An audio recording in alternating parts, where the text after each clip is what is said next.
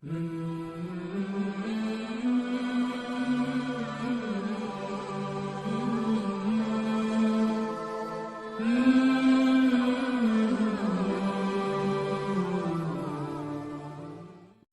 ورحمۃ اللہ وبرکاتہ۔ آج کل ہر گھر کی ایک ٹینشن ہے کہ ہمارے گھر کے ماحول کو دیندار کیسے بنائیں، اور آپ جانتے ہیں کہ جس کا گھر دیندار ہوتا ہے اللہ اس کے گھروں میں برکت عطا فرماتا ہے۔ ویسے اس کے طریقے تو بہت سارے ہیں، گھر کو دیندار بنانے کے لیے بہت سارے طریقے ہیں، مگر ہماری نظر میں ہمارے لیے جو بیسٹ طریقہ ہے، سب سے اچھا طریقہ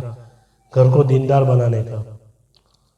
وہ یہ ہے کہ عورتیں خواتین جو گھر کی ہیں وہ گھر کے اندر نماز ادا کرے،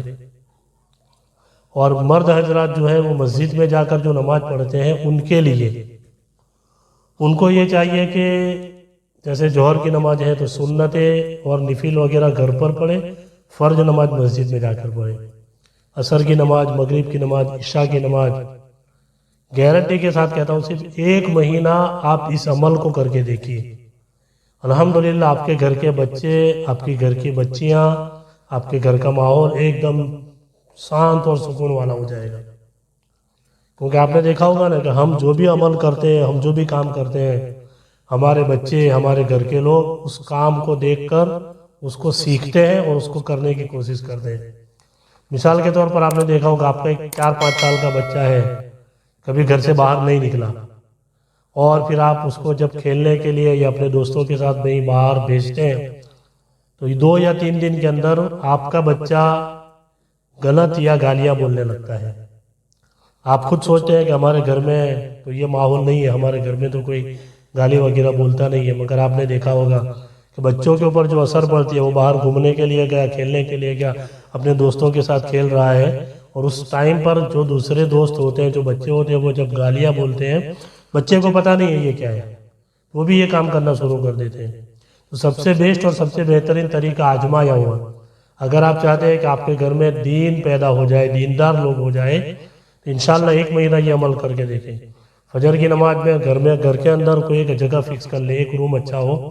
یا ایک روم ہے تو ایک روم کے اندر ایک جگہ پر فکس کر لیجئے، مصلی بچھائیے، آپ نماز پڑھیں، پیچھے عورت، آپ بچے بہن جو بھی ہے وہ نماز پڑھیں گے۔ 2 دن 3 دن 4 دن جب بچے دیکھیں گے آپ کو، ان کے دل میں بھی ہوگا کہ یار ہمارے والد صاحب، ہمارے بھائی، ہمارے چاچا کیا کر رہے ہیں، ہماری والدہ کیا کر رہی ہے، پھر آپ کو پوچھیں گے۔ اور اگر چھوٹے بچے 4-5 سال کے تو آپ نے دیکھا ہوگا جس گھر کے اندر جس کی ماں نماز پڑھتی ہے تو 1 2 دن 3 دن 4 دن کے بعد بھی آپ کے گھر میں آپ کا بچہ یا بچی جو بھی ہوگی چھوٹا، وہ کوئی بھی کپڑا لے کر آپ کے بازو کے اندر وہ بچھا دے گی، اور آپ جس طریقے سے کریں گے اس طریقے سے آپ کو دیکھ کر عمل کرنا شروع کر دے گی۔ تو الحمدللہ اگر نماز سے گھر کی شروعات ہو گئی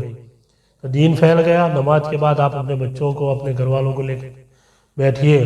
ان کو روزانہ کسی نہ کسی نبی کے بارے میں، ولی کے بارے میں، صحابہ اکرام کے بارے میں، اہل بیت اطہار کے بارے میں کچھ نہ کچھ بتائیے، تاکہ دھیرے دھیرے دین پیدا ہوگا، دینداری گھر کے اندر آئے گی۔